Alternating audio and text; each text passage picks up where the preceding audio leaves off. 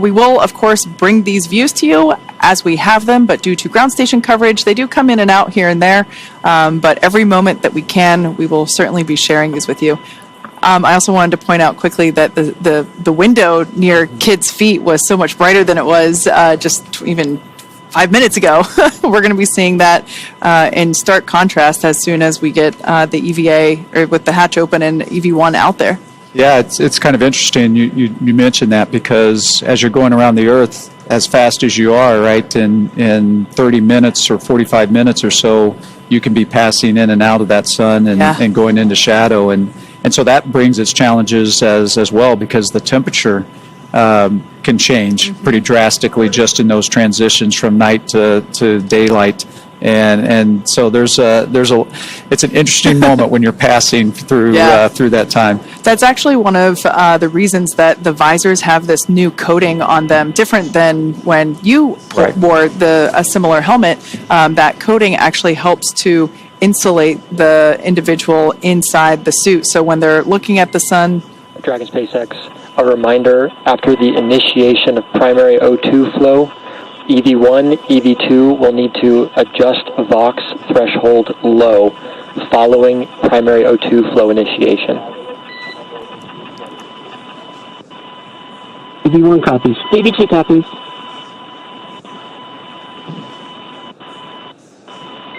Dragon SpaceX, secondary flow purge complete. Close secondary O2 valves and report ready for suit pressurization.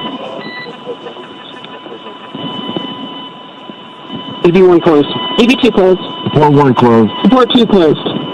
SpaceX Dragon is ready for suit pressurization. Initiating primary O2.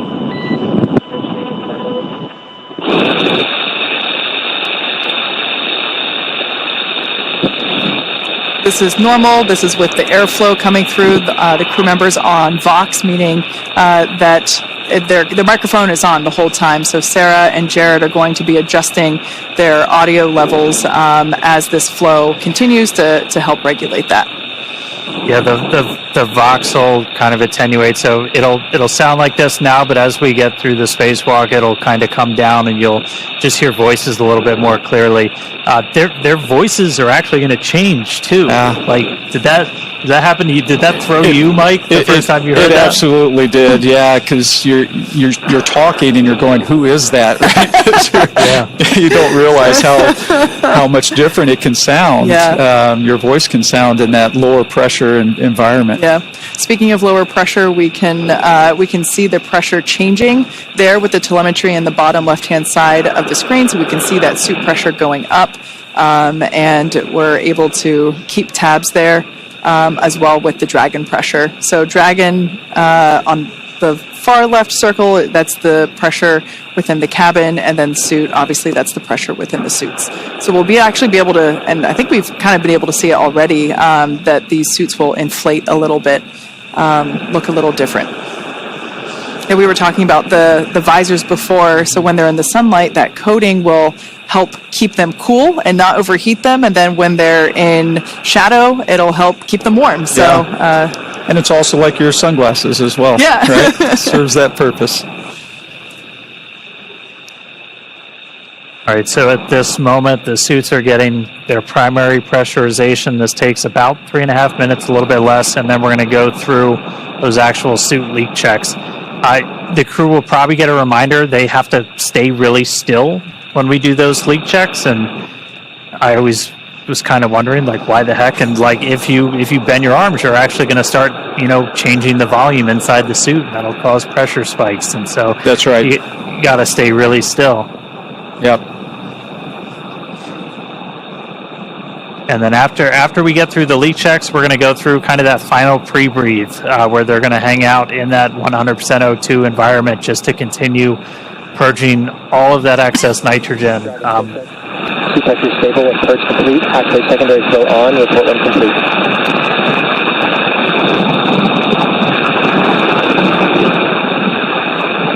EV1 open. Support 1 open. Support 2 open.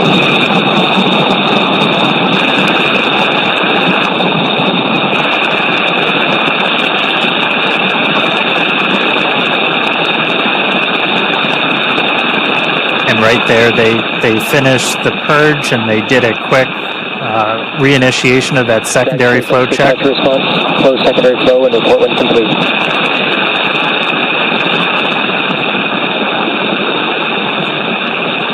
EV1 close.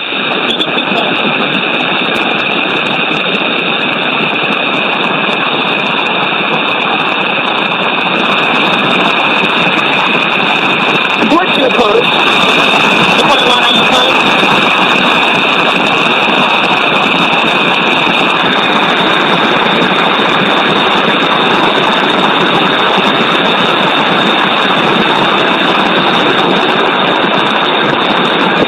SpaceX, can you confirm secondary flow closed? These handles that we see Jared holding on to, these were one of the additions or customizations for this mission that we talked about earlier.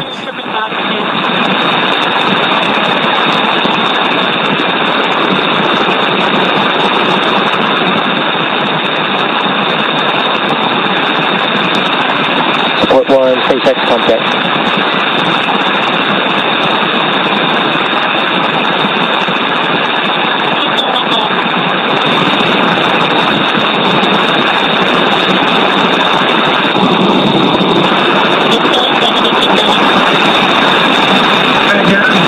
We got you. All right, copy. Got support 1.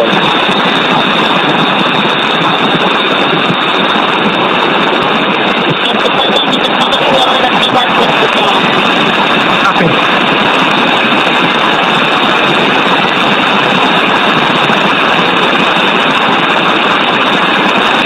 Dragon SpaceX beginning speed check evaluation and then still for the checks.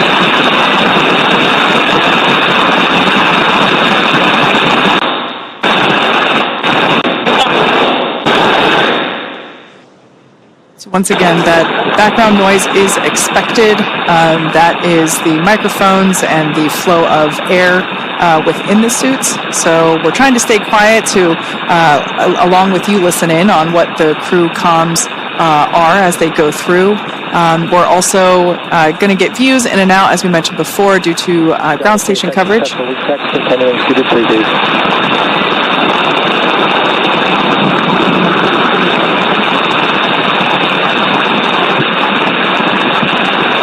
And it is a little bit tough to hear. We just heard, though, that we got 4 good leak checks on their suits, and now they're going to be in this final suited pre-brief. And so again, this is going to last about 19 or so minutes, and this is just to do kind of that final, get all of the excess nitrogen out. And we started pre-breathe just two hours after they got on orbit, just like, gradually lowering the pressure. And I mean, pre-breathe, that's something that kind of evolved over time with the space station. Where were you when you were doing your spacewalk? Yeah, so we were past the kind of the camp out phase of pre-breathe. That's how we used to do it. And it's very similar to what the Polaris Dawn crew has been doing over the last couple of days. We'd actually have astronauts stay inside the crew lock overnight at a lower pressure, just like they did when they first got on orbit. Now we've moved on to, we do it the day of. It still is a long day. We start about 6 hours prior to going out the door, but it's not 2 days prior. It's worth noting along the lines of training and how the crew prepared for this mission that all 4 of our Polaris Dawn crew members and some additional Polaris and SpaceX crew members actually went into a vacuum chamber and tested these suits out and spent a bit of time at lower pressure just to help learn what that feels like and get used to it. Well, and I think the other thing that's important about that is it's real, right? It's the first time that you're in that suit and it's actually a vacuum around you, right? And there's just something mentally that I think is important to put people through those moments before you actually have to experience the first time in space. Yep. We saw some of the unique ways we trained the crew for this. And, I mean, training for the space station spacewalks, I'm still really upset I never got in the pool.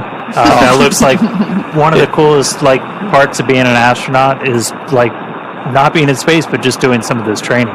Yeah, Dan, I tell you, I can still remember the first time I stuck my head underwater, not in the suit, but for diving.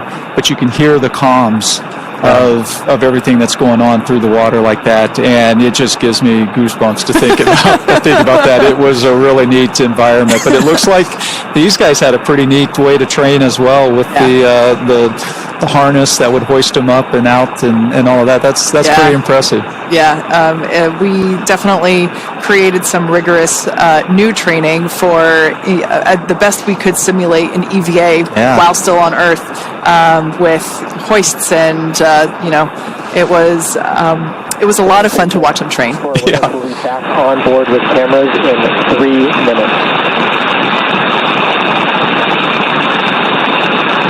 So our core just called up. We'll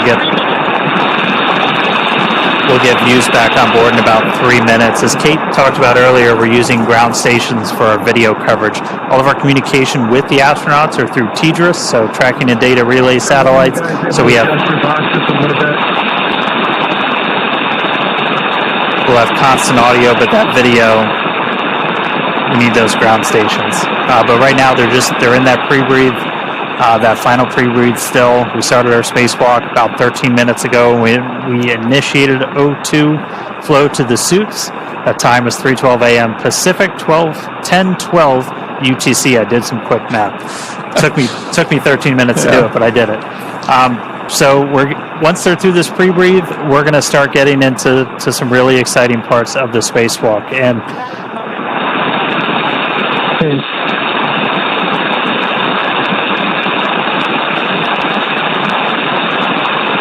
And then after we get through the pre-breathe, we're going to get to cabin vents. So, what's going through your head when you're like, man, it's happening. The air's going out. It's really happening. It's happening.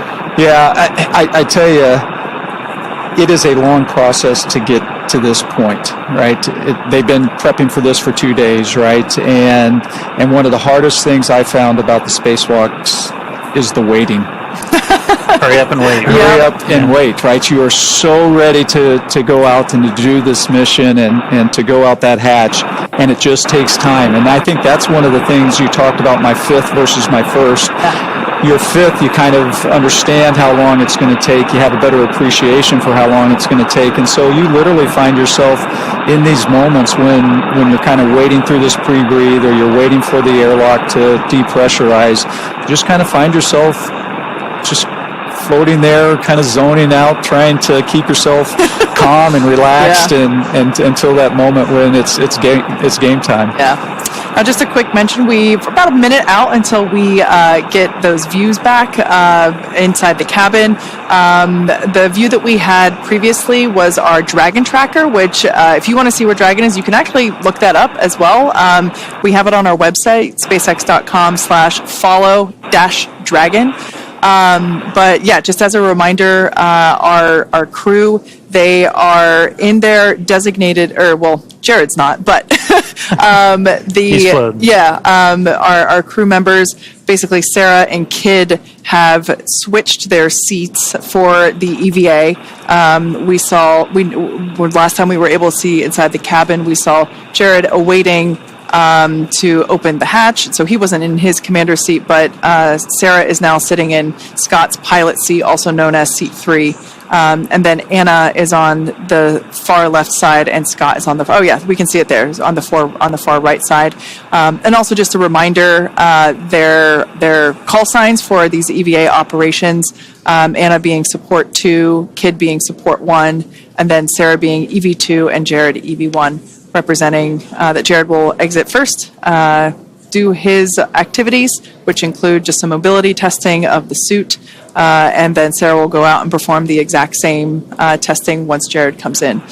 Meanwhile, Kid and Anna will function as the eyes and ears. They will be performing their own list of operations during or their own list of tasks during the EVA. So while Sarah and Jared are going to be the ones that are, partially egressing the capsule once that forward door is open, Kid and Anna will also be performing an EVA in their own right.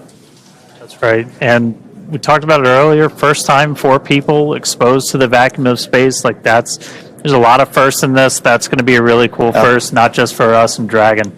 But we are going to be getting views back really soon. We're, again, just in that final pre-breathe step right now, and then we're going to start venting Dragon down to near vacuum. So we're going to have a couple of different valves that are going to open up, and the atmosphere inside Dragon is going to start going overboard out into the vacuum of space. Now, the crew, the ground, they can pause that cabin venting if they need to.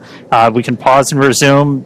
The most likely reason is for ear equalization, is, again, you're going through a lot of pressure changes anytime you do a spacewalk. And so if you've ever flown on an airplane and your ears popped, you've experienced just a little bit of what they might be going through right now.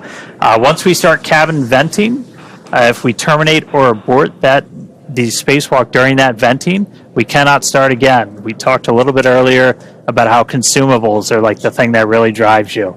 And for us, we don't have a great big airlock with this, with, a full station's worth of oxygen and stuff like that.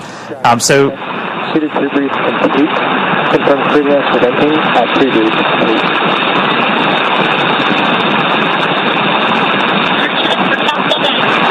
EV1 go. One go. Start down.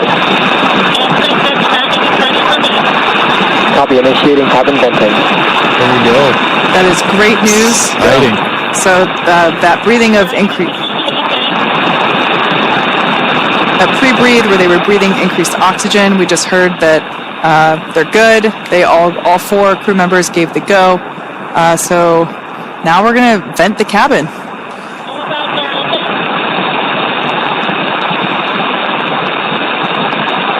Yeah, in total, this will take...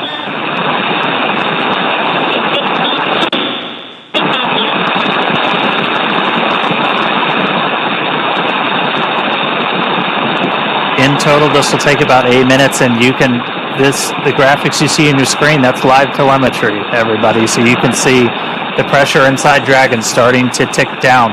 You're going to see the suit pressure tick down as well, is what we're really trying to maintain is a pressure differential. And so with these suits, we're going to be hovering right around 5 or so. You might see about 4.9 to 5.1, 5.2. It'll be about 4.9, and then we'll probably see it go up a little bit when they reinitiate the secondary flow for cooling. Copy 7. Yeah, Dan, and you talked about that, about 5 PSI is what the suit will be. We're actually a little bit lower in the EMU, and so we've talked a lot about mobility. That difference between we're at 4.2 and they're going to be at 5, it can actually make quite a bit of difference just in how hard it can be to move the suit around, etc. Yeah, this crew got to, and that's something we can simulate, in a vacuum chamber or even just in 14.7. You can simulate that differential pressure. Getting calls from the crew. They're monitoring along. EV1 good.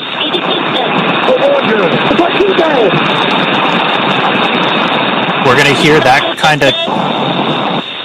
that chorus pretty frequently, where you do those kind of frequent, almost like check-ins. And I know you guys did something kind of similar, where you would have to pause and check your gloves, that kind of stuff. We did. I will tell you, one of the interesting things watching this live right now, the difference is how quickly the depressurization is happening here versus what my experience was. And so you talked about being able to clear your ears and all that. You're not giving a lot of time for your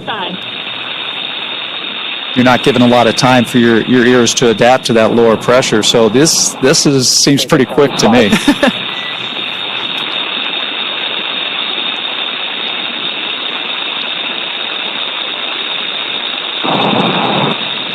Yeah, breaking new ground with this, new suits, new operations for everything. We're at about 4.5. We're going to see that tick down. It's going to get down to just under 1, and it's not going to go all the way down.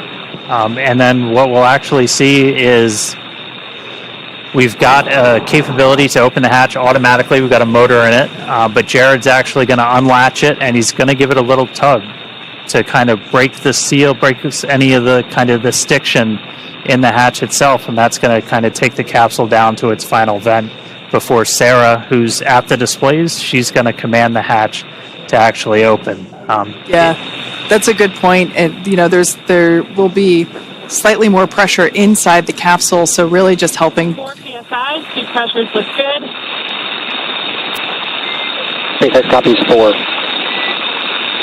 So Jared really can't open the hatch all in one fluid motion, so we will see him release that pressure slightly before being able to open it completely. And I think one of the important things, you guys, I think it talked earlier about you put some more restraint devices inside the capsule from when I flew on it, and that's extremely important because there's going to be some force that Jared's going to have to be pulling down on, and he needs to be able to anchor his feet somehow. Otherwise, he's going to pull and it's not going to go anywhere. And so the new restraint devices in there, we're going to see how important that's going to become here when he tries to open that hatch. Yeah, that's one of the things. That's why we have Skywalker out there. We've talked about how kind of similar to Gemini when they were first kind of stressing their legs, but important to remember, we've got that 50 or 60 years of spaceflight history that we're able to draw on. These are new suits. This is a new operation. This is to, work out all the kinks and really test this for the first time. But we're going into this with a whole lot more information than they had back then. We know you need handrails, or it's going to get real hard real quick. That's right. That's right. Yep. We did also hear Dragon's moving into its EVA orientation. Essentially, we're going to point the trunk at the sun under 3 psi. I think it's also interesting you notice that the depressurization has slowed down a little bit, right? Mm-hmm. So as we get to this lower pressure, it's just taking it longer for that remaining little bit of air to go out through the vents. And TB1, com check. TB1, loud and clear. Loud and clear as well. And also hear the Vox starting to adjust its levels. Yeah. That flow of oxygen has not stopped, but the microphone's kind of adjusted and it's getting a little bit clearer. And yeah, keep an ear out. You might hear their voices start to tenor down a little bit.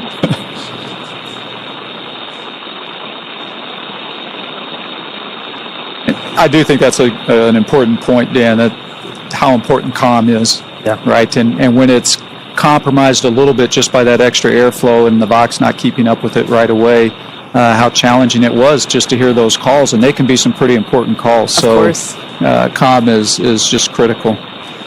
We can see Dragon capsule now approaching close to 2 psia. Like Dan mentioned earlier, that's going to get to just under 1.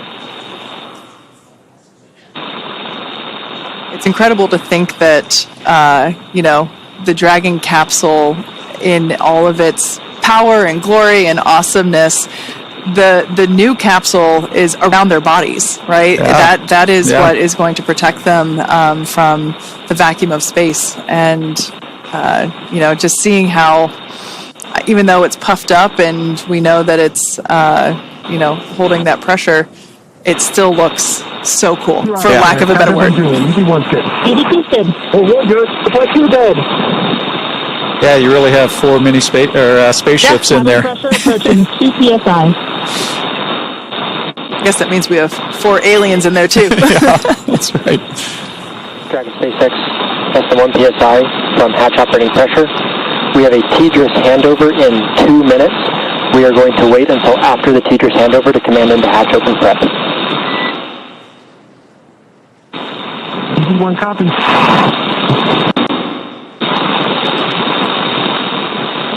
And I think you heard that, the TDRS handover. So there's going to be a short period of time there where they're out of comm, and it's kind of interesting because we're at a very critical phase as well. And so you want to make sure you have all the data and the ability to talk to the astronauts before you actually take that next critical step.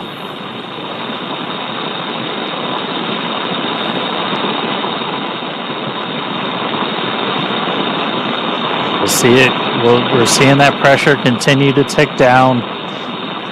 Dragon originally designed to be able to still operate in a vacuum. That was some of the emergency situations I know you trained for, Mike. We did make some modifications to this one to essentially turn Dragon into a functional airlock.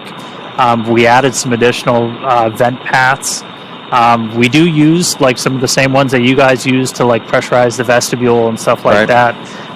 That are actually in the hatch, but we've got an extra one in there to be able to essentially do that depress as quickly as we did. But we're gonna see that get down to a little under 1, and then we're gonna see Jared kind of jump into action. He's gonna unlatch the hatch, and then he's gonna give it a little pull to break the initial stiction, and then we're gonna be able to see Sarah. 1.5 psia. All suits look good. One copy. That's one thing to note, that while we have been progressing through this pretty quickly, we did have the capability to pause if any of the 4 crew members needed to, take a moment to, let their ears come to equilibrium or just kind of get comfortable again. We did have that option, but everything has been going really well so far. We haven't had to pause cabin venting. And if you're just tuning in, heck of a time to do it. We're about good timing. A little under 28 minutes into the spacewalk today, which again, that started when we started flowing O2 to the suits of these crew members. That was at 3:12 Pacific, 10:12 UTC. We just heard that Dragon's now in its EVA attitude. Handover complete.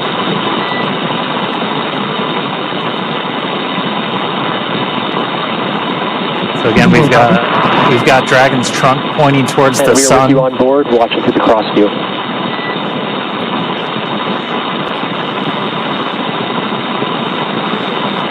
That was SpaceX core Arthur Burialt, just letting the crew know that where the cameras are on inside, and basically which camera is looking at them. It's so fun to hear Arthur's voice, because he was actually a part of our mission as well. In fact, Arthur was an intern. Started out as an intern when we were first starting the training, and so now to see him as a core and is pretty neat. Very similar to Sarah, who also started as an intern. Yes, yep. Yeah.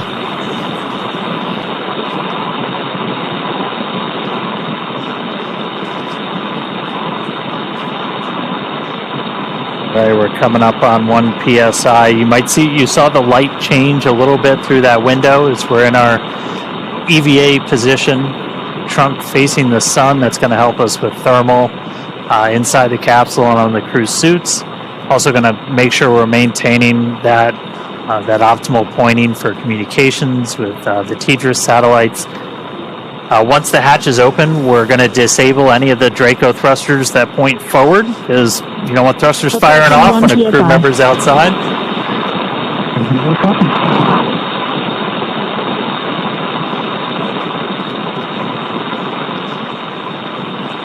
We're at 1. You can see the suit pressure is ticked down too. There's about 4.7 difference between the suit and the ambient cabin there in Dragon.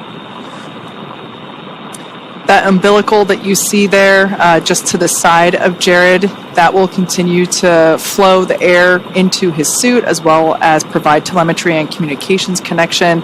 That's also where we have the safety harness built in as well, so it's able to... Dragon SpaceX, cabin pressure below hatch operating limit. Stand by for transition to hatch open prep. Here we go.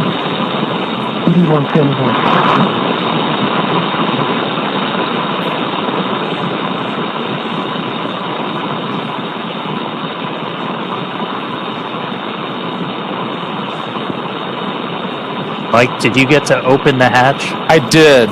Yes. Yeah. When you go out as EVA hatch open front. Dragon SpaceX, for an EVA hatch open prep. Confirm crew ready to open hatch.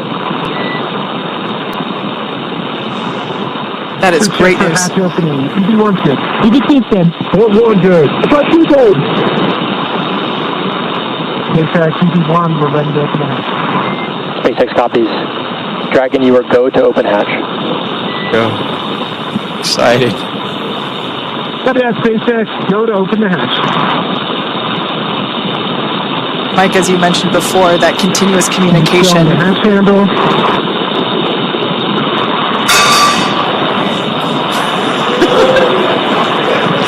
As you can hear, we do have a crowd gathering outside of Mission Control here in Hawthorne. In their excitement, somebody dropped a cup.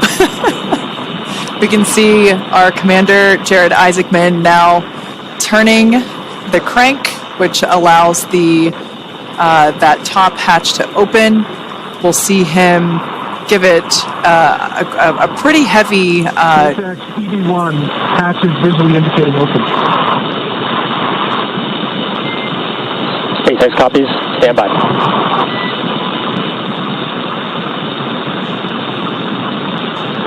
Should see him give that hatch a pretty strong jolt to release that stiction.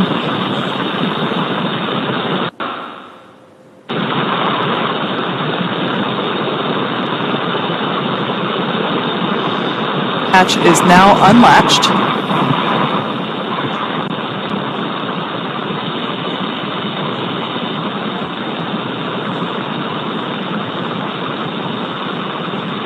Mike talked about, you see him getting his feet set. That's right.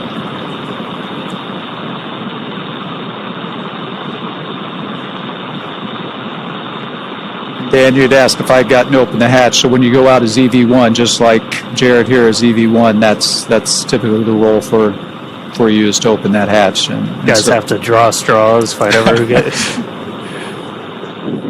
It's exciting. It is. It's very exciting. Yeah. Now, for those of you that have just recently joined, as you can see, we have successfully depressurized the Dragon capsule down to 0 PSIA. You see that in the bottom left corner of your screen. Our 4 Polaris Dawn crew members have gone through the O2 flow, and we see Commander Jared Isaacman now standing by to open that top hatch. The nose cone is already open. It opened just shortly after the crew got into orbit. So, Dragon SpaceX target pressure reached.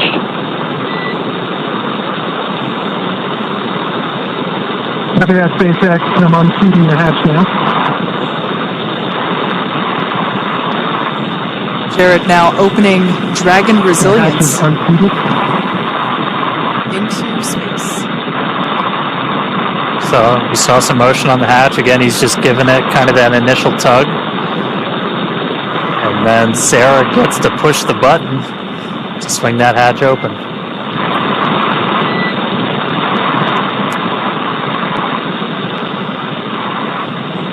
Much more movement there on the forward hatch.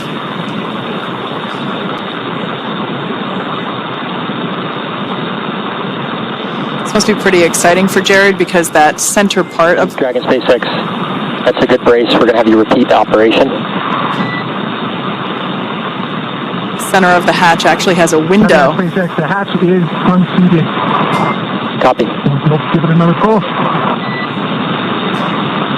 The hatch is several inches inside its blue light. Copy. We see it.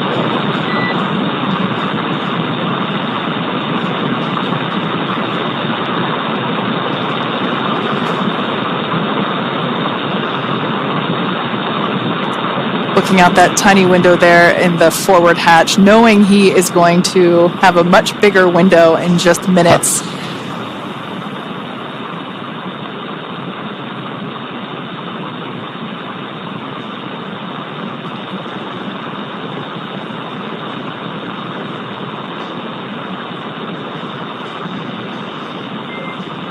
Dragon SpaceX vent complete.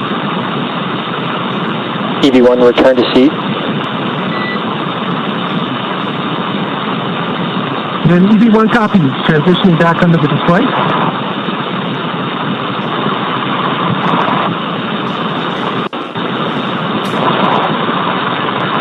So again, one of the reasons we had Jared do that was to... Dragon SpaceX, we're actually watching that hatch. We're going to have you repeat the last operation. Sounds like they're going to have him repeat them. One of the reasons we're doing that is just to kind of vent any of that residual atmosphere. Up from under the display. And EV1, you are go for manual hatch open. Sounds like we got our first audible of the day. As we said, that we can open the hatch. opening the hatch manually. We could open the hatch. We could open the hatch automatically, or we can do it manually. And so they just gave Jared the go to open that hatch manually. So we just went out of ground station reach, so we'll get the views back. Wow. We'll get the views back real shortly, and then the hatch will get we'll open. see a hatch open. And hopefully we see it. Yeah, hopefully we see a hatch open. The hatch is open. SpaceX copies, hatch open. That is fantastic news for those that... SpaceX EV1, I'm looking at the seals. Initial view looks pretty good. I don't see any bulges or indentations. Copy on hatch seal report.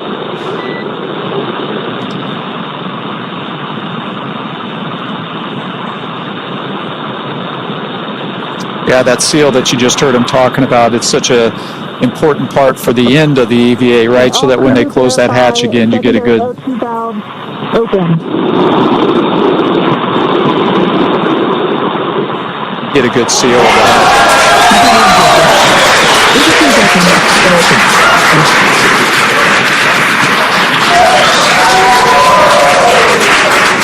EV2 SpaceX, can you command open forward hatch? This is going to stall it open. There is our first view of the forward hatch, wide open to space. Forward hatch.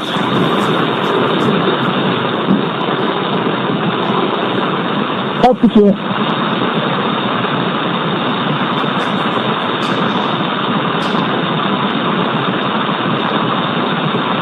If you just jumped in, we are 38 minutes into today's spacewalk, and the hatch is open on Dragon. First view from a helmet cam, looking out. Dragon SpaceX, we see it stalled. EV1 is go to continue. That structure you see there is... Check for egress. SpaceX EV1, I'm transitioning back from under the displays. SpaceX copies, we're with you in your helmet cam. Once again, this helmet cam, that structure we see is the spacewalker. This is Jared now egressing through the forward hatch of Dragon Resilience.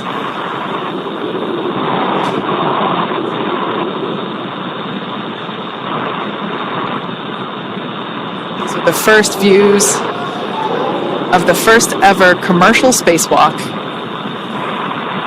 I'm at the bottom of the mobility is progressing.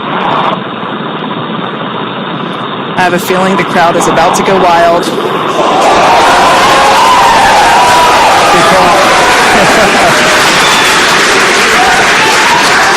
Approaching the top of the mobility is.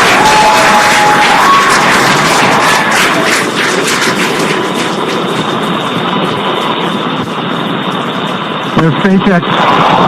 Back at home, we all have a lot of work to do, but from here, Earth sure looks like a perfect world.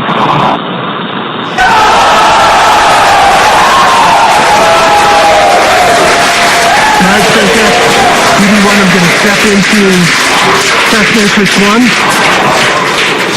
Single-handed mobility demonstration. Commander Jared Isaacman now emerging Copy, from... with you in Test Matrix 1, watching from the nose cone.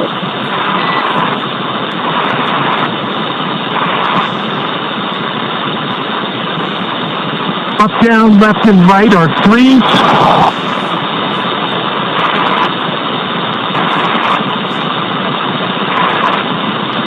Pitch and roll are 3. Yaw is a 2. Switching. Single-handed operations are fine. Static and with dynamic disturbance. Switching to left hand.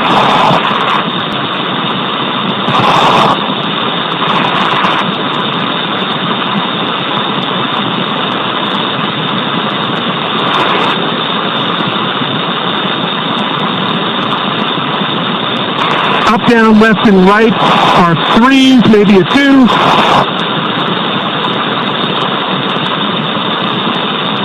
Pitch is a 4. Roll is a 2. Yaw is a 2. So these are the suit mobility checks that Jared is Single-handed performing. operations, dynamic and with disturbance are all adequate.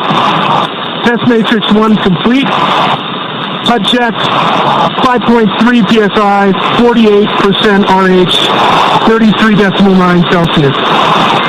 SpaceX copies test matrix 1 and HUD readout.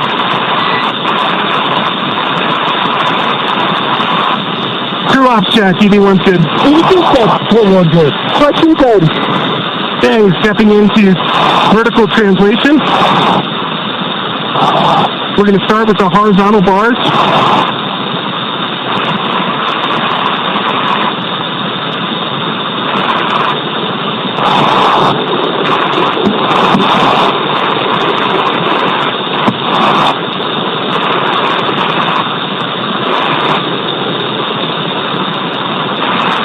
All right, we're going to transition over to vertical.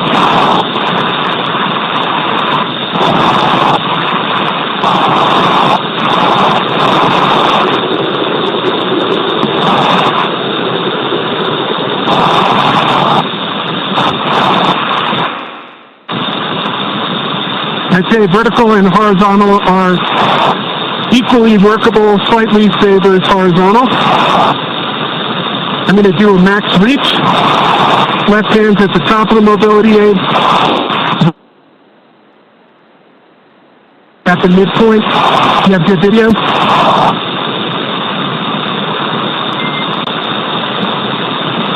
We just lost our live video, stand by 1.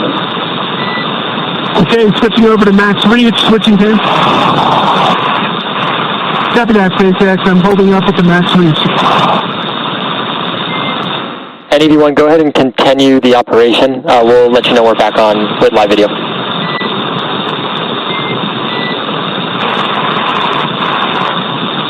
Copy that. And for your awareness, max reach, letting aid, and the mid bar. Next test matrix 2 is complete. HUD readout, 5.3 psi, 33.9 Celsius, 50% RH. Copy, test matrix complete and HUD readout. Crew op check, EV1 good. EV2 good. We're good. Question code. Stepping into test matrix 3, hands-free demonstration. EV1 SpaceX for ingress time. Go, SpaceX. Recommended ingress time of O2 flow plus 7 minutes. Copy that. Ingress time, 7 minutes. And Dragon, we're back on live video from the nose cone.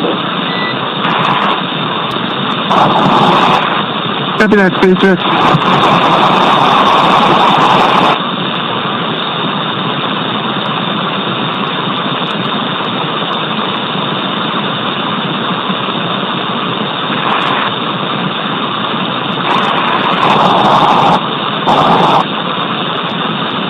And SpaceX EV1,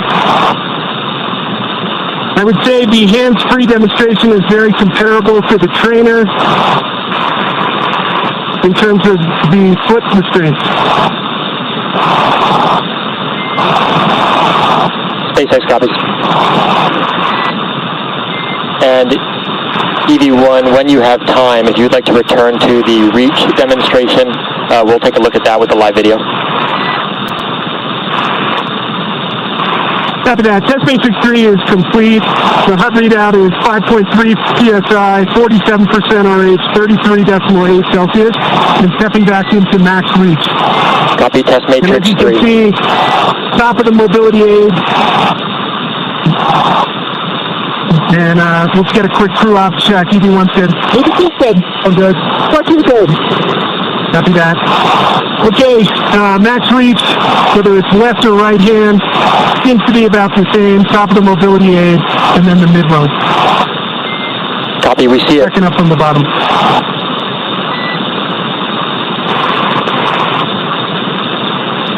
Any go back, SpaceX? Negative. We got about 1 minute until EV1 ingress. Copy that, 1 minute.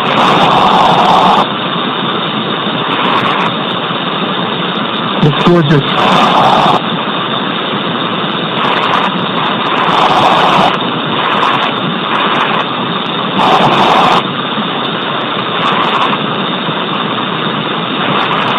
EV1 to be advised to get the info to the right foot. EV1, we're checking out your helmet cam now.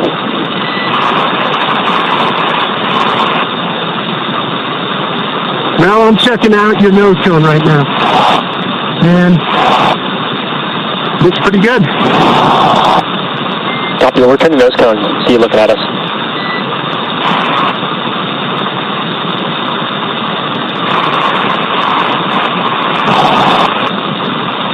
All right, we're coming up about that O2 flow timer time. Crew check for ingress. EV1's good. EV2's good. O2's good. All right, SpaceX EV1. That's for the huge team effort that it took to get us to this point. We know it's just the start. And I'm transitioning back into the vehicle.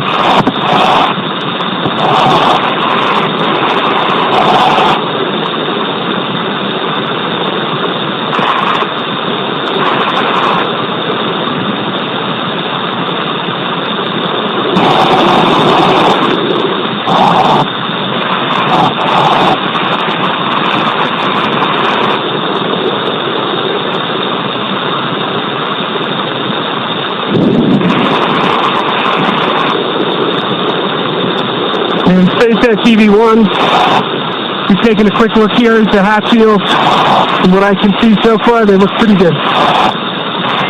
Copy on the hatch shields and stand by for transition to 3-off reset.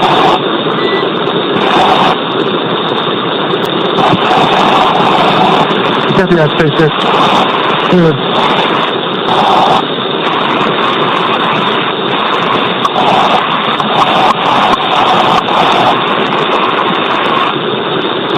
And EV1 is clear.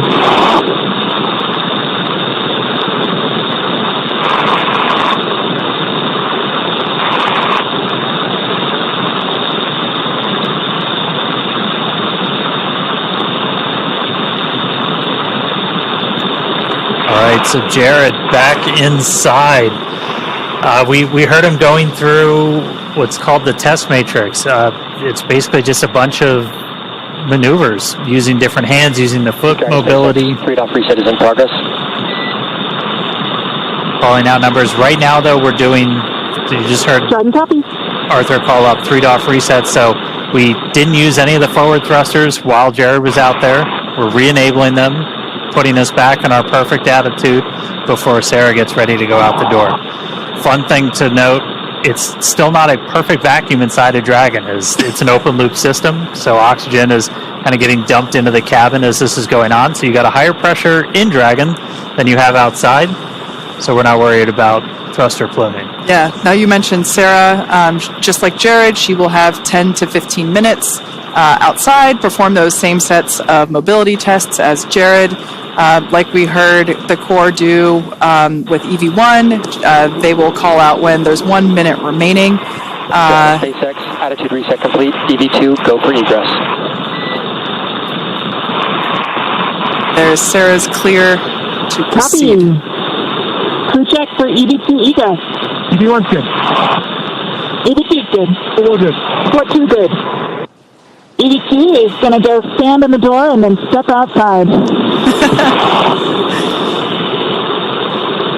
Now this test matrix that Jared just performed and the one that Sarah's about to perform, they have both committed to memory in order to execute these.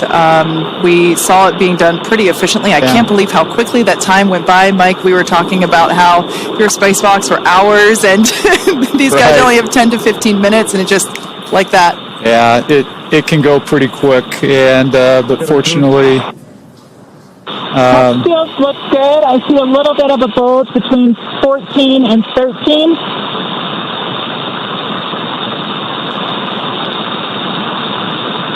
so you're hearing Sarah call out some more of the seal check there as she's exiting out. It's reseated. SpaceX copies that report. Good fix. So this was something we knew might happen, and It's Sarah between 28 and 27. Copy. the crew trained on exactly what to do in this scenario. Just pop it back in. And Reseat one it. final between 19 and 18.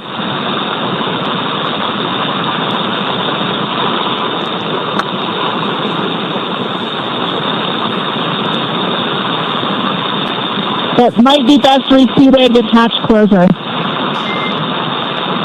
SpaceX copies. Can you repeat the location? After EVA complete.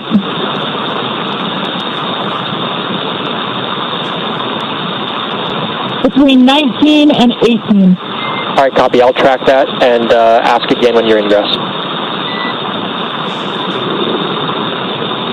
Copy. EV2 is proceeding with egress. Super exciting to see this. Our fellow SpaceXer, Sarah Gillis, now about to make her spacewalk.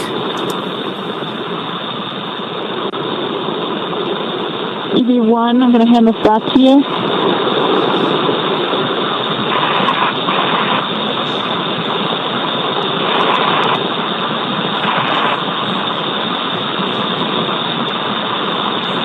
Like we mentioned, Sarah will be performing the same set of mobility tests, so we will do the same, try to stand by and listen to those comms.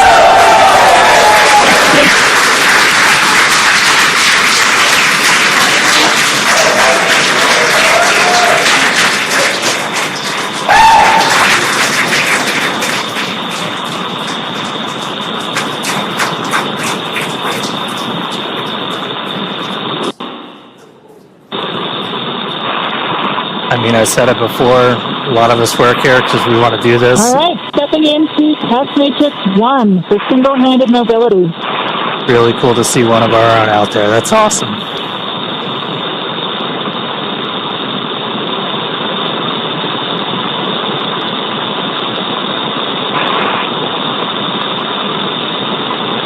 And EV2 for awareness, we're watching from the nose cone.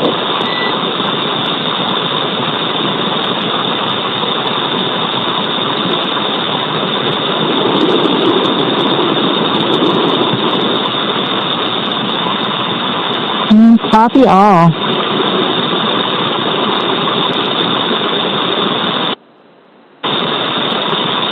I would say in all three translation axes, I'm having certainly cross-coupled movements. Forward, back, I am inducing a bit of a roll.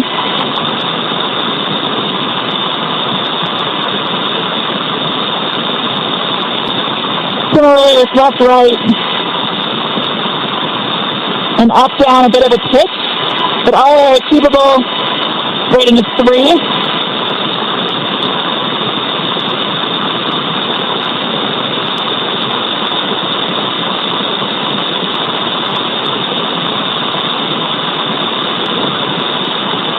Yaw is a 3.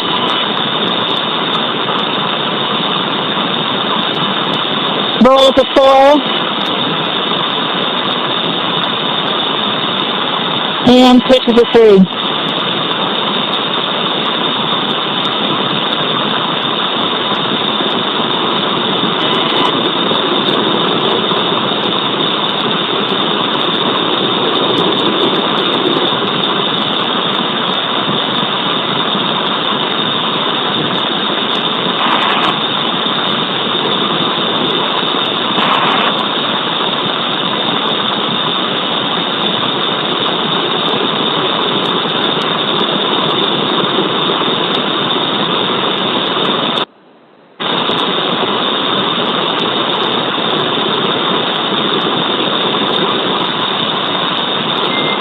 Towards the left hand, stepping into vertical translation. SpaceX copies. And EV2 for awareness, we're tracking an ingress time at O2 flow, 5-9 minutes. Copy, 5-9 minutes.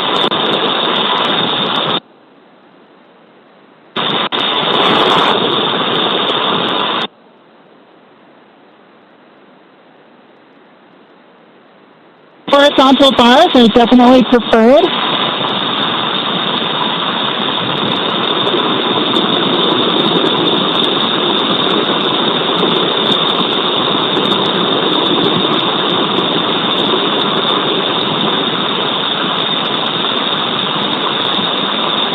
And I'm adequately able to stabilize my body with single-hand disturbances.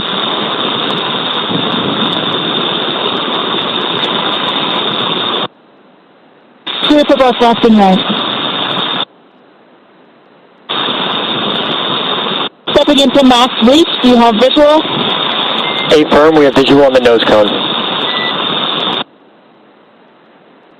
Copy from bar 4 to bar 2, from top down.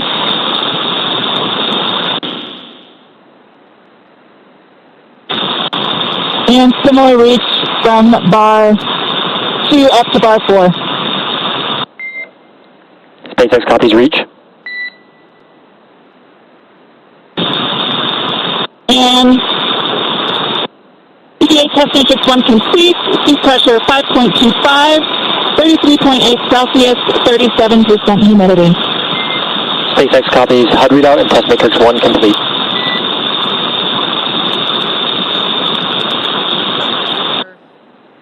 Copy, setting into test matrix 2.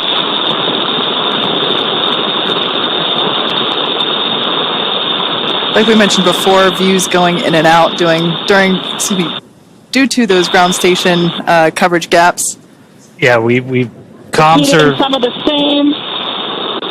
Comms are through satellites, but we've got ground stations for video on Dragon. As you can see in the tracker, we just flew over New Zealand. We're about to go right over the middle of the Pacific. No ground stations in the middle of the Pacific. Forward are actually pretty good.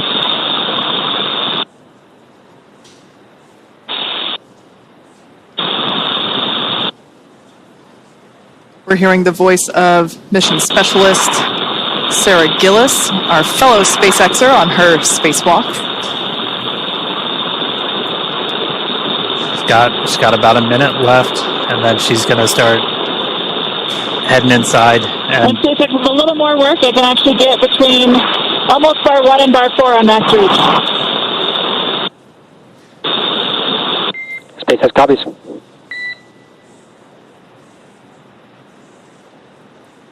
And you could see the Earth dark, and we flew into like an orbital. All right, and test matrix 2, trying to combine them, so we'll call that complete. Seat pressure 5.27, 38% humidity, 33.7 Celsius. SpaceX copies matrix complete and HUD readout.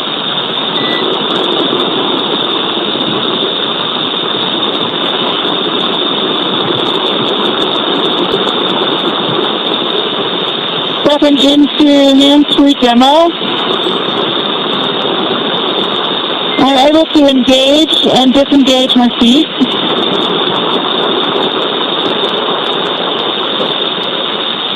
Copy that, EV2, and once you are able to engage, disengage, we'll actually have you start ingress. We're just over 5-9 minutes O2 flow.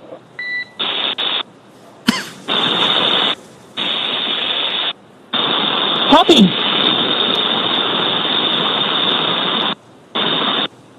With that, EV2 is proceeding with ingress. Please check for ingress. EV1's good. EV2 is good. Good. 14 good. Copy. Coming on in.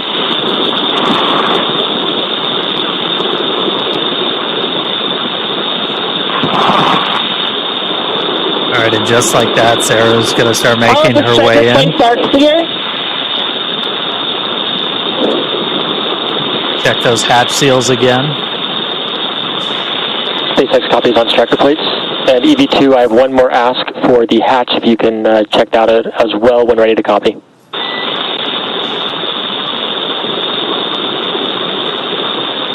Ready?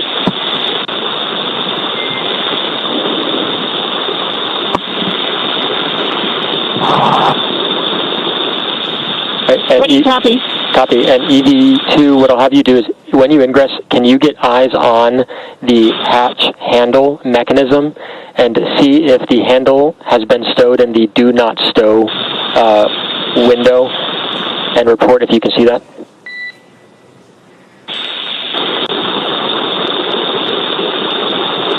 Check it.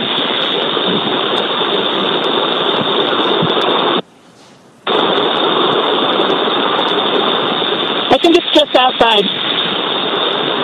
Copy, just outside. Thank you.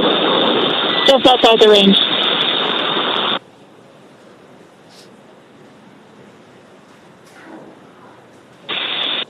And for awareness, I do see a couple of those same points bulging again between 12 and 13. Copy, your go to Five. address. No, mostly between 12 and 13 right now. SpaceX copies at 12. If you can, your go to address those. Copy and worse.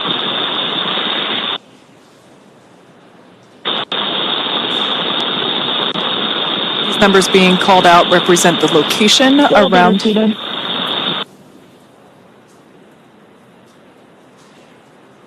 Yeah, the location around the circular hatch, just identifying where these bulges are. So Sarah's now reseating that seal. Not quite able to reach the back one, so we'll proceed with clearing for hatch closure. Just like that, we're already hearing about hatch closure.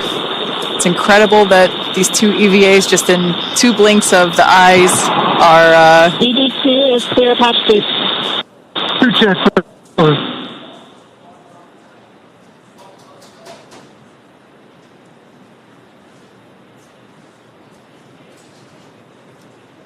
On your screen there is SpaceX Core, or Crew Operations and Resource Engineer. On duty tonight is Arthur Berrialt. This is the voice to the crew throughout their operations. Of course, you know, everyone has to sleep, so we have different shifts for Core. But Mike, your time in Dragon. Driving close. You're good? Copy. Deploying handle.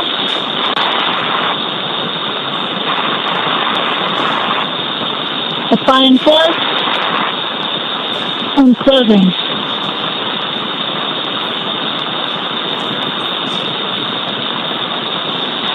Once we get ground station coverage, again, we will be sure to bring you views within the Dragon capsule. But right now, Sarah is closing the forward hatch.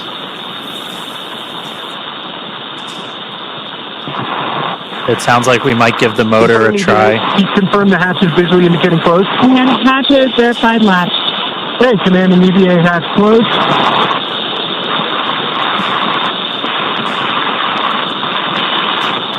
EVA hatch closed. All Dracos enabled.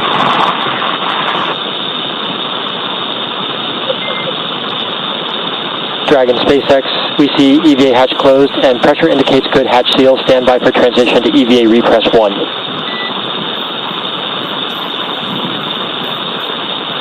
And EV1 copies. Everyone check secondary O2 valve closed. Copy. And then support 1, I'm good. EV1 closed. EV2 closed. 1 closed. 14 closed.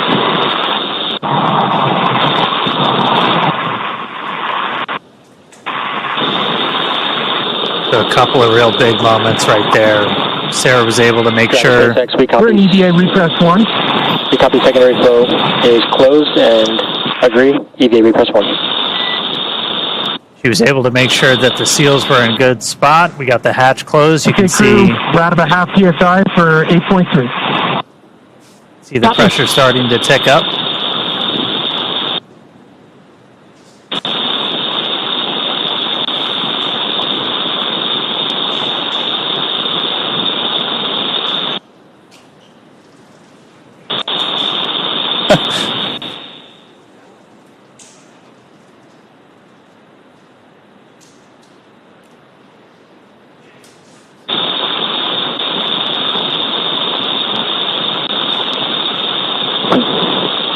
Just a final confirmation. Everyone confirmed secondary O2 valves are closed.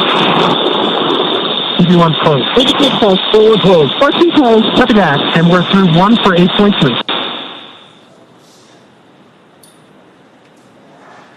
All right, so each of the crew just closed those secondary O2 valves on their umbilicals. Again, that was primarily for cooling.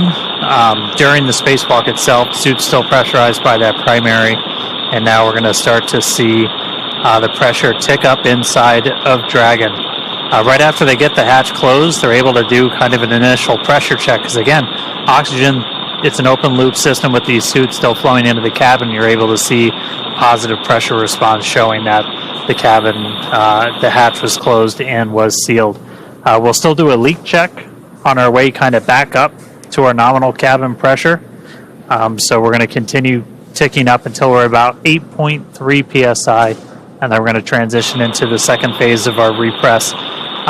Really, the difference between repress 1 and repress 2 is how frequently we're injecting atmosphere, as kind of the repress is also pretty unique with Dragon. We're repressurizing with just nitrogen right now, which is a little bit unique. Obviously, you have nitrogen and oxygen in your atmosphere. With this, we have O2 flowing into the cabin through the suits, so we only need to add nitrogen. So we're able to just basically add a bunch of that to really start getting your pressure up. O2 continues to flow into the cabin through the suits, and we're going to continue pressurizing until we're pretty much right back at our 14. Fan 1 coming on, medium speed. Right at about our 14 or so PSI. And we're also looking at what the partial pressure of oxygen is, because we want to make sure the crew takes helmets off and everything, that plenty of oxygen in the cabin.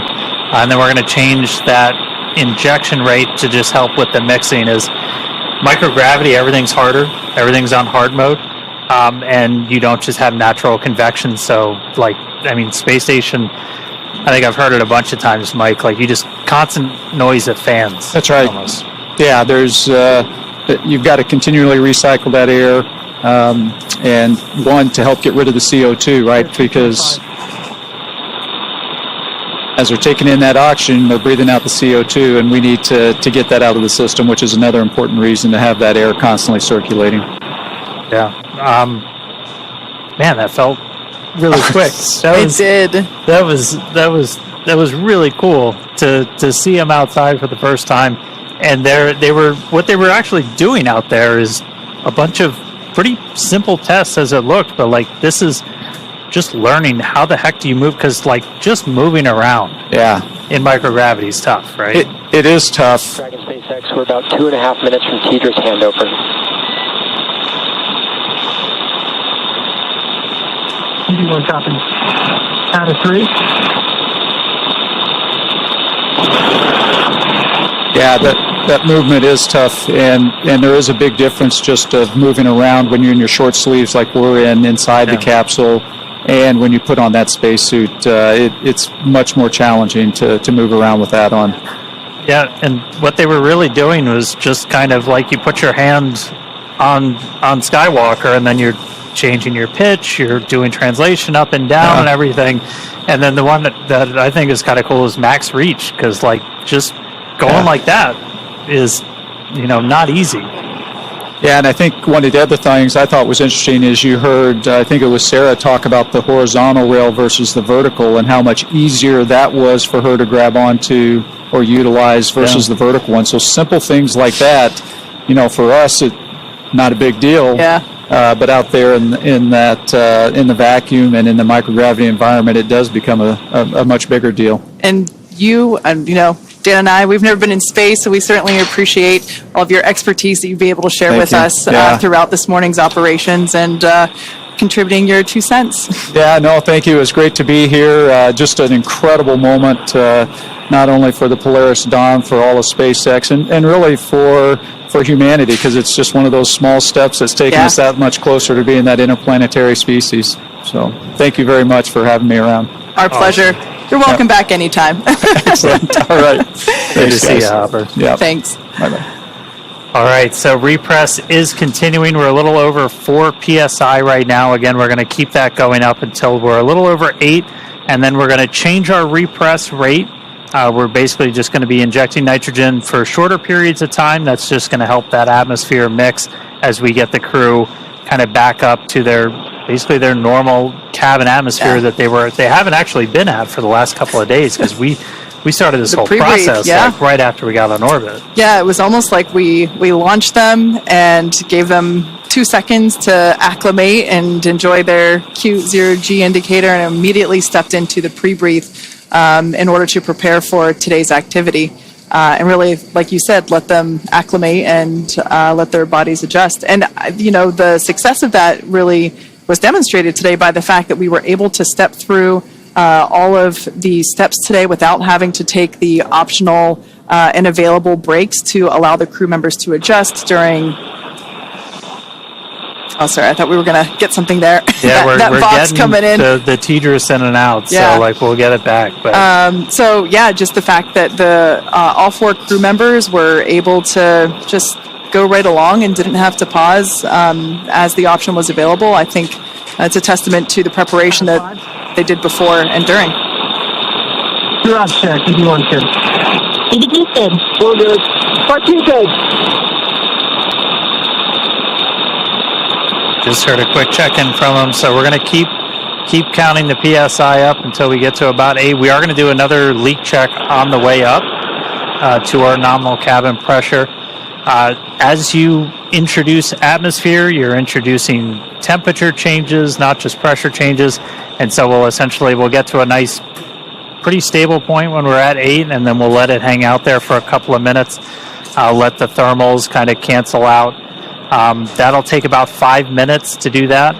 This obviously has to be done to make sure we've got a really tight seal with that hatch, as before we let crew get out of their seats, move about the cabin, anything like that, want to make sure Dragon is fully recovered. We just use Dragon as an airlock. Yeah, and actually the info that you were talking about, you see it there on your screen live with that telemetry there in the bottom left and bottom right hand corners. We can see the Dragon capsule and the suit pressures continuing to rise. It is incredible that we've only been in the EVA for 1 hour and 13 minutes. It flew by so quickly. 6 on cabin pressure, approaching 1 psi on PCO2.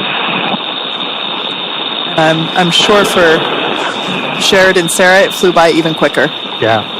We just heard Jared call down. We're coming up on 1 PSI for PPO2. So what we're really tracking before we give the crew the go to get out of their suits is both the actual, just the straight up, what the absolute pressure is inside, but also what the partial pressure of oxygen is. We want to make sure you don't have a hypoxic environment inside. Basically, you want to get them. They're going to be pretty much right back at the atmosphere that we're walking around in right now before they get their suits off. Our EVA clock's going to continue to count until we hear the call for EVA operations complete from our core Arthur Burial. That's going to come once we are done with the repress operation. We'll see a couple of other things happen with the suits. They'll do kind of a final washout of the pure O2 environment in the suit using nitrox before they get out. Nitrox being that same air mixture that you have in your scuba tank. If you've got any scuba divers out there, that nitrogen-oxygen mixture. Nope, still just air. They're just going to keep psyching you out.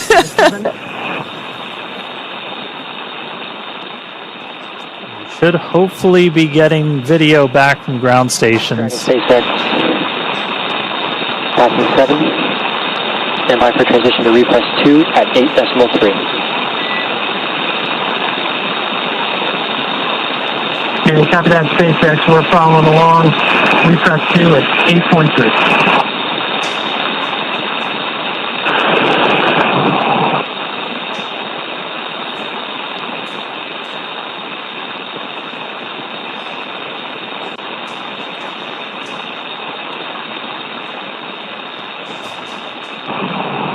Yeah, so once we transition to repress 2, once we're at about 8.3 PSI, we'll stay there for about 2 minutes.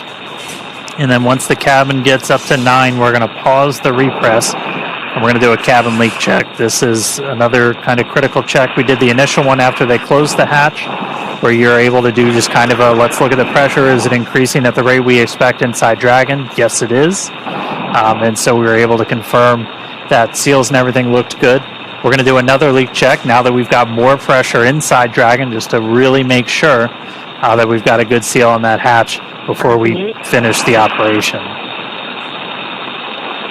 Coming up on 8.3. We should be hopefully just about a minute and a half or so away from ground station, so might get those views back inside of Dragon.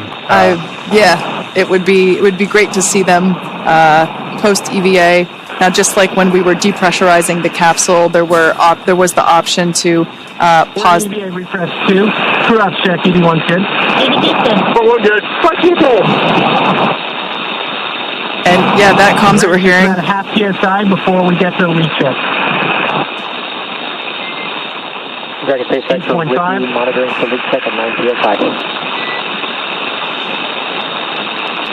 The continual checks with all 4 crew members to make sure that everyone is good. If the answer to one of those checks was no, there would be an option in this repress sequence to pause, possibly to reduce the, allow for ear pressure equalization. But again, just like the way that we depressurize, now this repress, it seems to be going really smoothly. Yeah, we're just about at 9. I'm going to say we're almost there, and then it's going to tick up. But we're going to pause at 9. We're going to do another cabin leak check. So we should hear that momentarily. All right, we're in EVA repress 2, stop.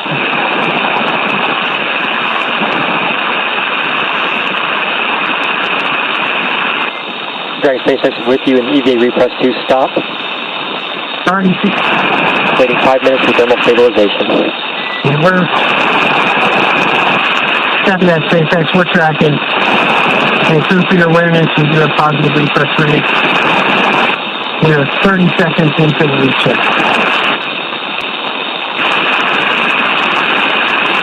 Like we mentioned earlier, right now this repress is being done with nitrogen. Once we get your awareness, PPO2 is 1.35, halfway there. They're still flowing that oxygen, and in a few minutes we will begin to flow. We'll do a flush of nitrox into the suits.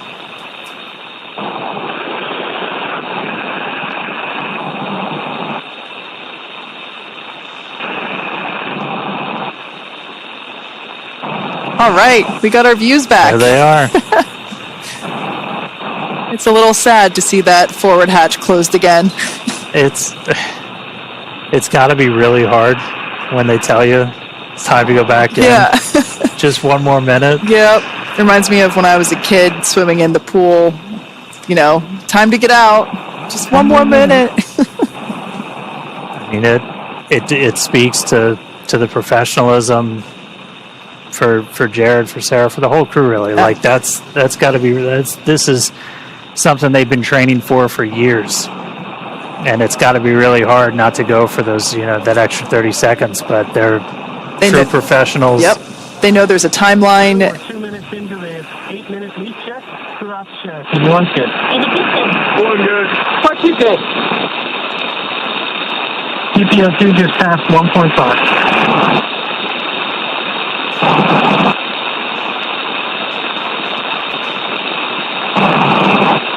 We're a couple minutes into our leak check. You're seeing the pressure continue to tick up. We've stopped the nitrogen injections, but again, oxygen coming out of essentially a vent line on those suits, and that is why you're going to continue to see the pressure tick up. You heard Jared call out the PPO2. That's going up. That's your partial pressure of oxygen.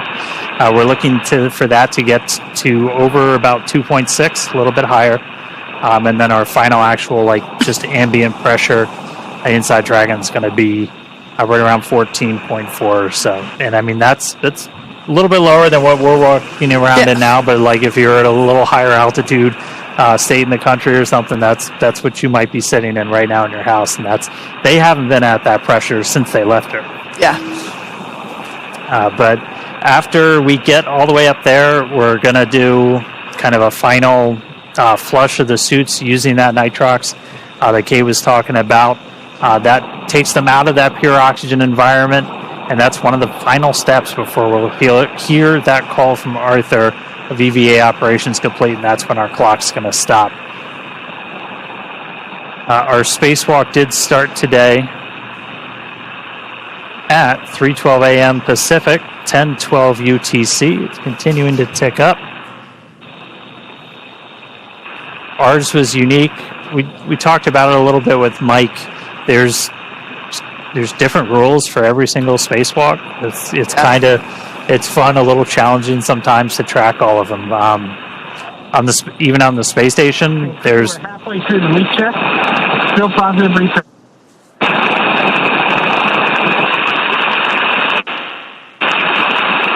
We're about halfway through the leak check, so we got about 4-ish minutes left.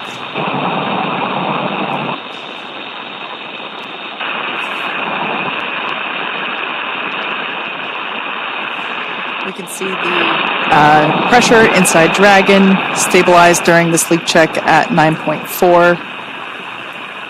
Helps to ensure that that forward hatch is properly sealed and shut.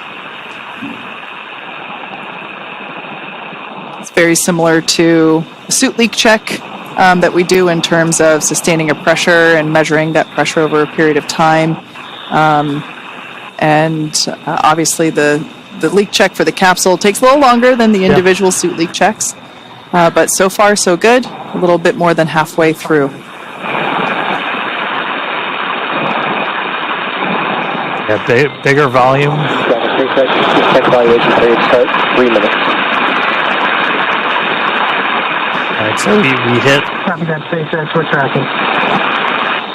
We hit essentially a thermal stabilization, so again, this is the fun... I think it's chemistry. I'm not sure, but like as you're raising the pressure, you're changing the thermal environment inside the cabin, so temperature goes up. Your temperature goes up, your pressure can go up. So you wait for all of that to kind of equalize, and once that gets at a steady state, you can do a real no-kidding pressure check on this hatch. And so we're underway with that. That's going to take a couple of minutes, and then we'll hear the results, and then look to resume with the repress. It'll slow down a little bit for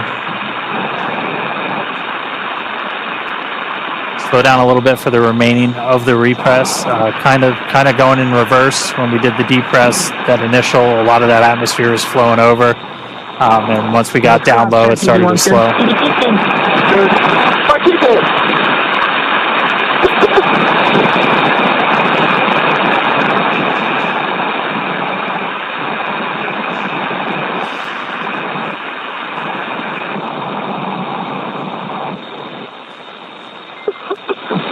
Really enjoying these in-cabin views.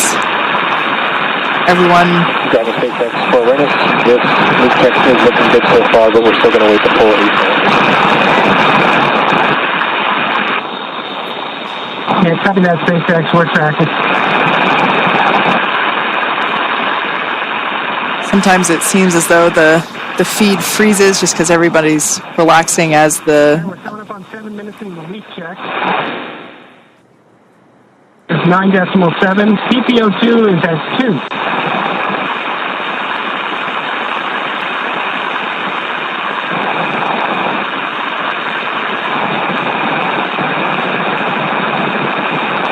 Enough.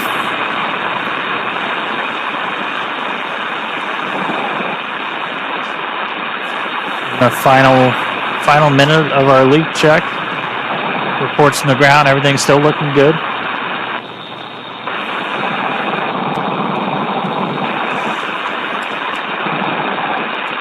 Heard Jared report down that partial pressure of oxygen right at about 2. Once that gets to about 2.6, we can essentially stop flow of that pure oxygen to the crew suits. Is like 2.6 is right where we want to keep it when we're at our final pressure. Dragon SpaceX, successful leak check. Stand by to restart or repress.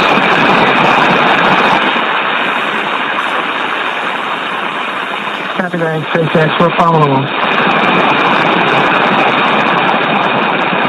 Great news there. Successful leak check of the cabin. Repress 2.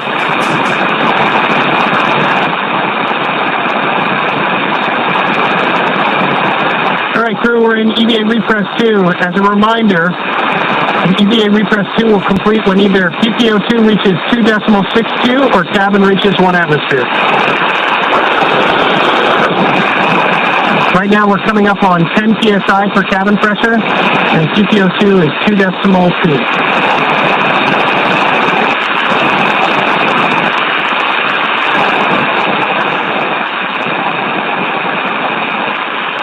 So really good explainer there from Jared. Again, those are the values we're looking at. We're seeing the PPO2, that partial pressure of oxygen, continue to tick up. Once that gets to about 2.62, we're going to be done flowing that pure oxygen to the suits of the crew. And then eventually we're going to get to 1 atmosphere. It's about 14.4 is our target for today. And then our repress will be complete. So this will go a little bit slower than the initial repress. This could take up to about 20 or 30 minutes, even in some of the times that we simmed it. You don't want to introduce them super quickly to a higher pressure. Anytime you're doing pressure changes, as gradual as you can make it, the better. And that's why we have like the built-in holds that we talked about that the crew can do. Exactly. These are opportunities for the crew to pause the repress and just allow themselves to come to equilibrium. Words are really hard right now. It is. And we haven't had to utilize. 2.3 PPO2, targeting 2.62. Cabin pressure is at 10.3. If I was a betting man, I'd say we get to the PPO2 threshold first. At that time, O2 will switch to nitrox in the suit. All right, good news there. And cross check, you want to. What's his name? Dragon SpaceX, we concur with EV1 call.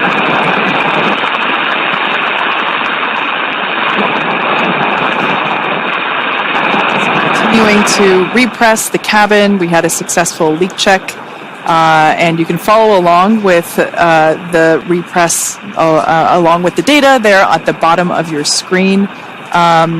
As Jared said, we are targeting about 14 psia for cabin pressure, or when cabin PPO2, that partial pressure for O2 reaches about 2.6. So we are continuing to progress pretty well. 2.4. Cabin's 10.55. However, as Dan just said, this portion of the repress could take up to 30 minutes, just so that we're allowing the crew to acclimate along with the capsule. Really cool day so far. It was awesome to see them, out there going through the test matrix. Like, we only got to talk about it a little bit, but just some of the different tests that they were doing while they're out there. This is like fundamental. How do you do a spacewalk? Well, first of all, you use your hands a lot. And how are you going to be able to move around? This is the first time we've ever had the suit in that environment, crew. And so they had basically a checklist of like, these are the things you're going to do. It was, use one hand and wave the other one around and see how well you can stabilize yourself, and then rate that activity on a scale of 1 to 5 and report it back to. We could hear that a little bit in the activity of, okay, I'm doing this thing.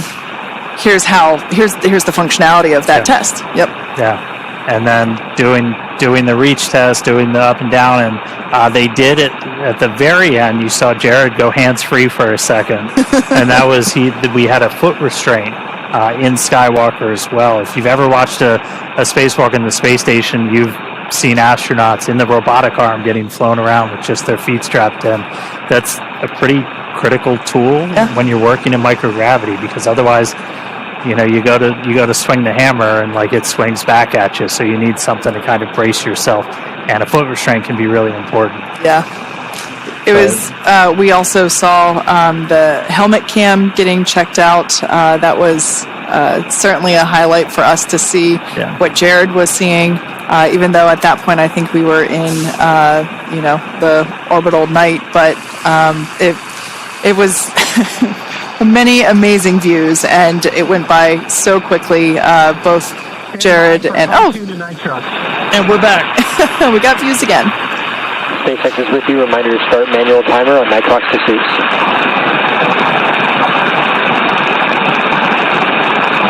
Got that, SpaceX. We're standing by.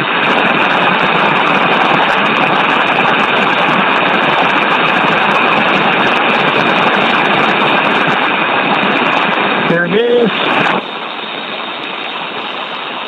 Clock started.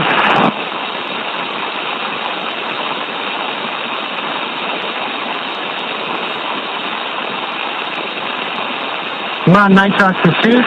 Cabin TPO2 is 2.6 and cabin atmosphere is 11.3. Well, it might look like the feed is frozen. If you look closely, you can see small micro movements there with fingers and the strap above Anna's shoulder. We, unfortunately, due to ground station coverage, don't have video 100% of the time, even though we wish we did. That would be great. But we can see that Jared and Sarah are not strapped into their seats, of course, because they performed their EVAs or their spacewalks, extravehicular activities, where Anna and Kid remained in their seats, the window seats, so we can see their safety harnesses still strapped in there.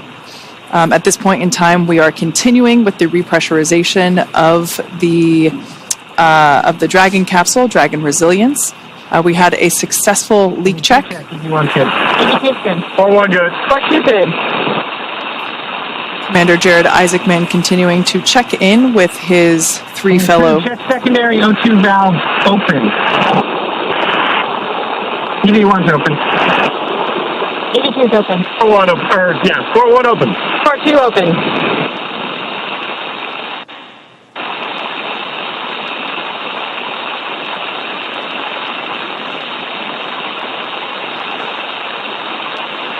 Continuing to repressurize the Dragon capsule.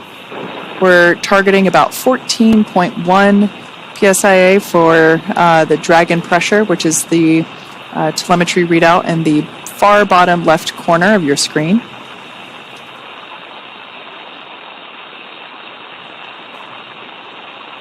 Yep, and along with that, we're also tracking the partial pressure of oxygen. So we did hear that they've stopped the flow of pure O2 to the suits, and they've switched over to nitrox. So again, anything that we're flowing into the suits also gets introduced into the cabin atmosphere. It's an open loop system. It's how you essentially maintain pressure in the suit, since you're just constantly flowing that air in there to wash out any carbon dioxide they're exhaling, to actually function as they're cooling.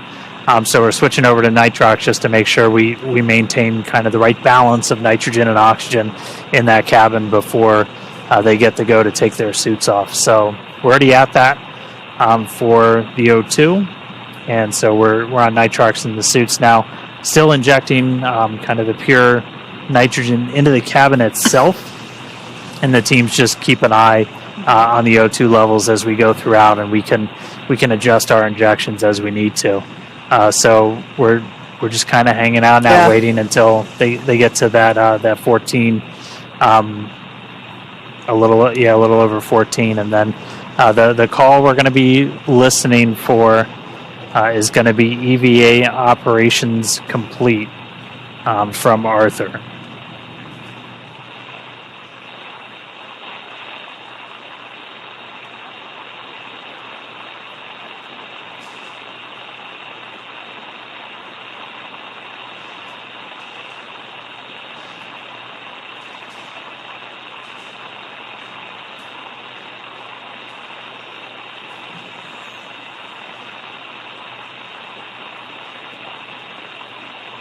We're 4 minutes into the O2 walkout.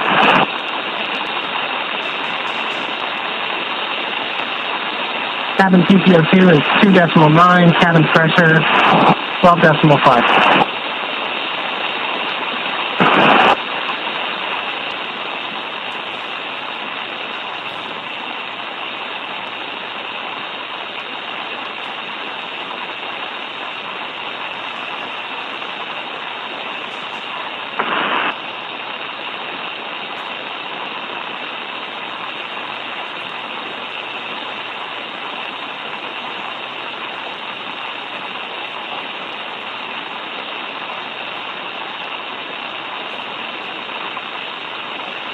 You can see the Polaris Dawn crew continuing as we continuing to monitor the repress of the Dragon capsule.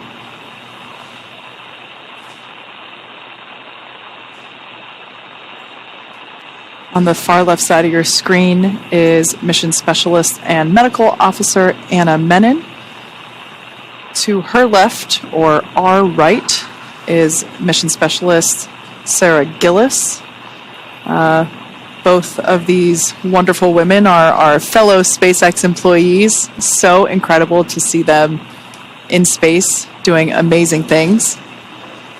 Yeah, and seeing Sarah get to poke her head outside Dragon, that was, I mean, both of them have trained astronauts. They've basically gotten people ready to go do this, and it's got to just be really special to get up there and do it themselves. Incredibly. And then to the right of Sarah was Commander Jared Isaacman, who was the who performed the first EV operation, or excuse me, EVA operation. So Jared went first, and then Sarah after him. And then on the far right-hand side of the capsule, so not this photo, but the live view inside, was Scott Poteet, prefers to go by his call sign Kid. He had the other window seat. Now, if you tuned into the launch phase of Polaris Dawn, you might recall that Scott... Period.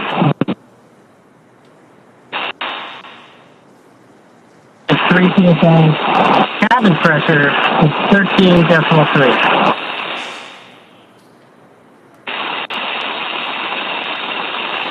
Scott is actually our Polaris Dawn pilot, so in order to enable EVA operations, he and Sarah had to swap seats. So Sarah has been keeping the pilot seat warm for Kid. Yeah, and like we talked about, we only saw Jared and Sarah actually get up and go outside, but all 4 of these crew members did a spacewalk today. All 4 were exposed to the vacuum of space. This is the first time that's ever happened in human history, having 4 people all at the same time. Yep. We saw Jared and Sarah go out and do those mobility tests. Anna and Kid, one of their kind of main roles was being the eyes back inside. Very similar if you've ever watched a space station spacewalk, where you'll have people inside who are able to kind of call out or fly a robotic arm or something. They're just a really important part of the team to make all of this work. Like, no spacewalk doesn't happen in a vacuum. It happens in a vacuum, but like you're never doing it solo. And so they were largely making sure that umbilicals didn't get hung up, and keeping eyes on seals and stuff like that for the crew.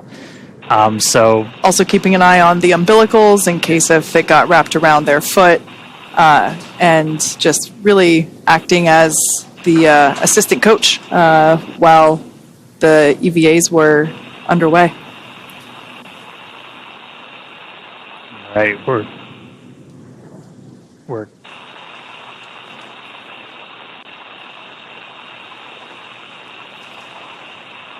coming up on 14 psi. Again, we're already at the oxygen levels in the cabin that we'd look for, and so now we're just waiting until we get to that final pressure. Technically, the EVA is still underway. That's right.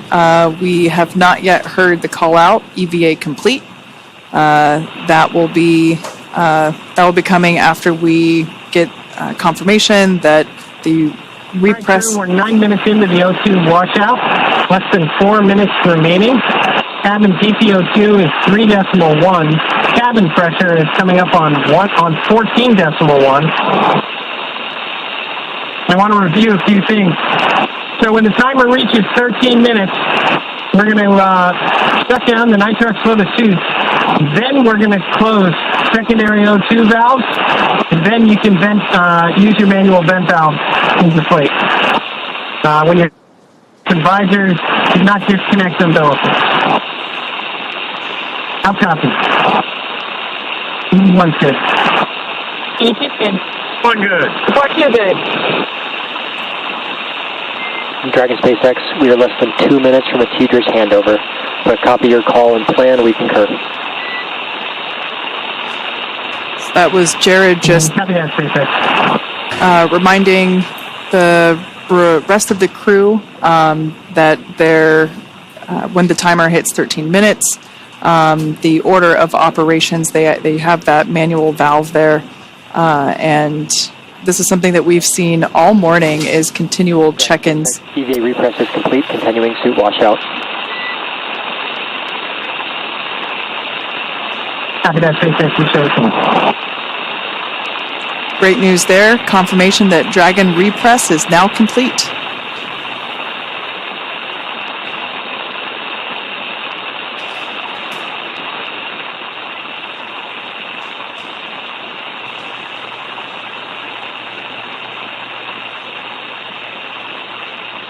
So right now we're just waiting for that final, we call it the O2 washout. So again, we've been using nitrox instead of the pure oxygen into those suits.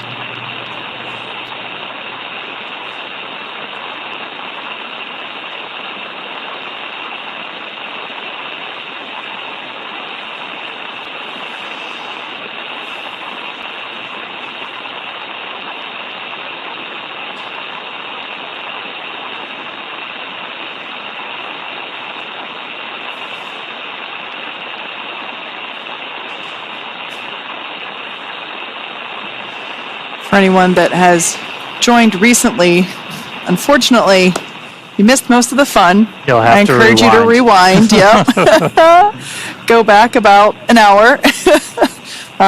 We have had successful completion of both Jared and Sarah's spacewalks. We saw them move through their test matrix and perform the suit mobility tests and the testing of the Skywalker mobility aid located at the top of the Dragon capsule. 1 minute to go. They moved through it quite quickly, really quite in the blink of an eye. And we've closed the forward hatch. We have repressurized the Dragon capsule, and we're now standing by for really the final operations of the morning. So yeah, unfortunately, if you only recently tuned in, you should definitely rewind and go back. There were some incredible views of the taking place during the EVAs. The crowd that we had in front of Mission Control here in Hawthorne was almost on cue. We're certainly excited, as were we, to see the views of Jared and Sarah emerging from the top of Dragon Resilience. It's been quite a morning, and I can't believe it's already almost 5 a.m. Pacific. We had the... There it is. Arming, disconnecting nitrox to suit.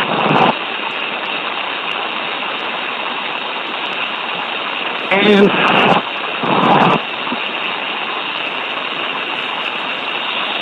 One minute? Yep, please.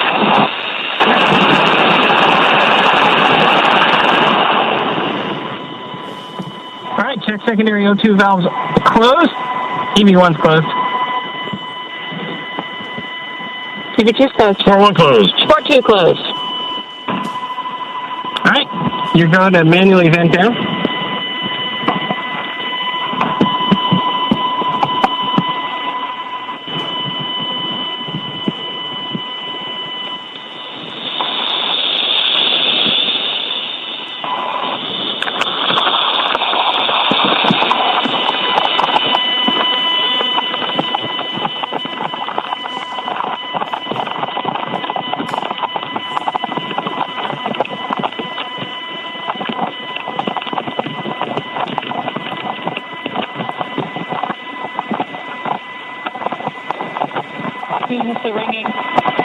Checkbox.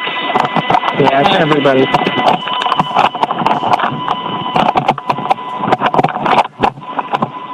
Whew. Smell that? Space. Dragon SpaceX, EV operations complete. And that's... Copy that, SpaceX. We show the same. Nice job for everyone, and everyone at SpaceX who made it possible. All right. Section 9. Turn all seats, push the talk to manual. Armed. Execute.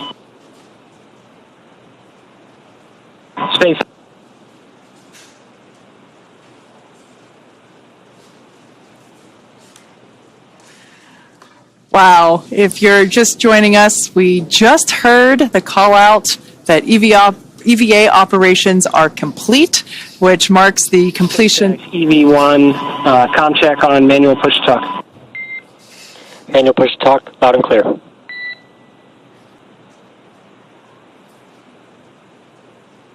All right, that's the crew just switching off from. We have you loud and clear.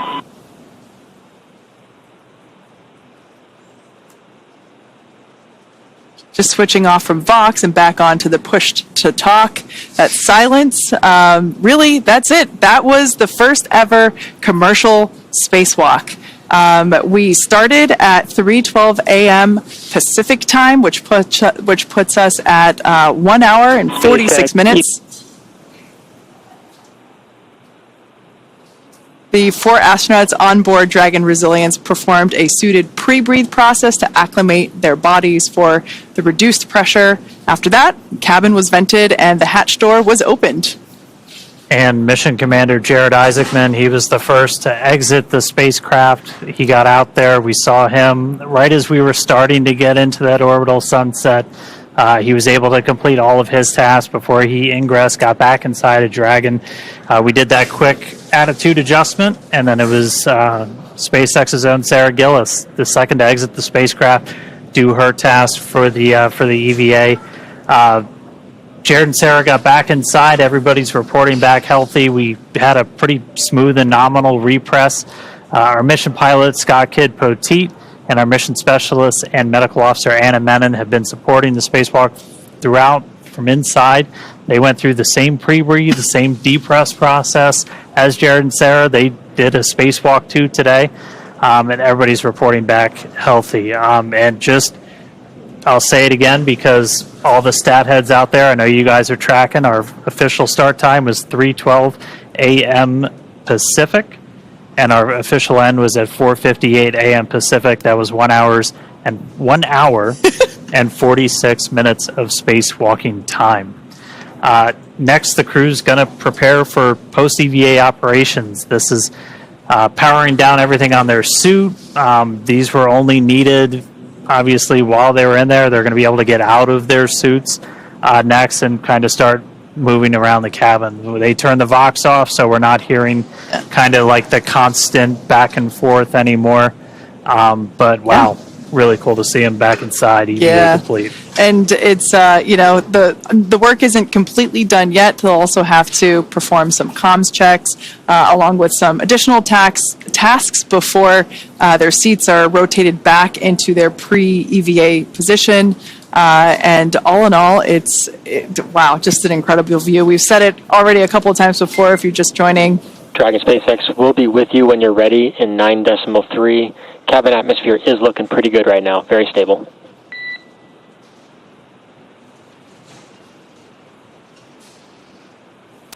Yeah, copy that, SpaceX, and we are ready for your seat rotation. SpaceX All copies right, report when that initiating. is incredible news. Okay. We're moving into seat rotation, so again, after that, the crew will be able to get out of their suits, and that'll be the end of just a really successful day. Hour and 46 minutes of spacewalking today. So the Polaris Dawn crew, they're back in their seats inside Dragon, completed a successful spacewalk, first ever from Dragon. A massive congratulations to the crew, all the teams at SpaceX who made this possible. Spacewalks are hard, and this was an incredible amount of work over years to get ready. Special thanks to Mike Hopper for being here with us today, sharing some great insights. Always good to have somebody who's done the thing to help you explain what's happening. That was awesome. Not only having done EVAs himself, but also he's a Dragon rider. He commanded the Crew 1 mission, so it was great to have him. Now, Polaris Dawn is the first mission in the Polaris program that will demonstrate new technologies, conduct extensive research, and ultimately culminate in a flight of SpaceX's Starship with humans on board. All of this while continuing to raise funds and awareness for important causes here on Earth. Now, you can learn more about the program at polarisprogram.com. This has been an incredible mission. On day 2, Dragon went to its high apogee point, the highest point in its orbit, more than 1,400 kilometers. That's higher than any Dragon mission to date. This is the farthest from Earth anybody has been since Apollo, and in over 50 years, since 1972. And then today, the crew, first civilians to perform an EVA in space, first one in Dragon. Yeah, and the crew also the first to test Starlink laser-based communications in space. Excuse me, I got too excited. And of course, we'll also be back to bring you live coverage of Splashdown, which we are hoping to have in a couple of days, obviously weather dependent. But you can stay on top of all of the SpaceX updates by following us on X. Thank you for watching, and we'll see you back here real soon.